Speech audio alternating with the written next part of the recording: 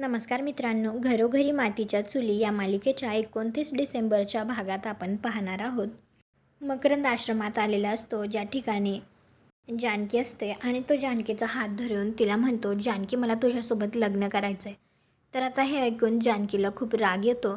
ती त्याला म्हणते, हात सोड माझा, सोड, असं म्हणतच आता ती पटकन त्याच्या कानाखाली मारते. तर आता यामुळे मकरंदला सुद्धा राग येतो आणि तो जानकीला म्हणतो, आजपर्यंत तू या मकरंदचं प्रेम पाहिलंस, आता तू या मकरंदचा वेडेपणा पाहशील.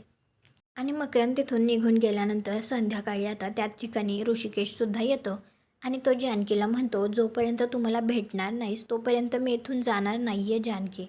तर जानकी आता दरवाजा लावून घेते. तर सायली जानकीला म्हणते, आश्रमाचं दार तू बंद करशील, पण मनाच्या दाराचं काय? ऋषिकेश हाच तुझ्यासाठी योग्य मुलगा आहे.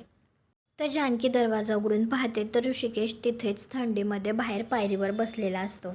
तर आता जानकी त्याला शाल पांघरवते आणि ती तिथून आतमध्ये निघून जाणार. त्यावेळी आता ऋषिकेश तिला म्हणतो, जानकी लग्न करशील माझ्याशी?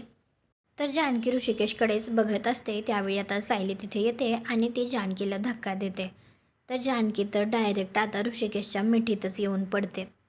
तुम्हाला हा भाग कसा वाटला ते कॉमेंट करून नक्की सांगा. व्हिडिओला लाईक करा. आपल्या मराठी मालिका चॅनलला सबस्क्राईब करा. भेटू पुढील भागात.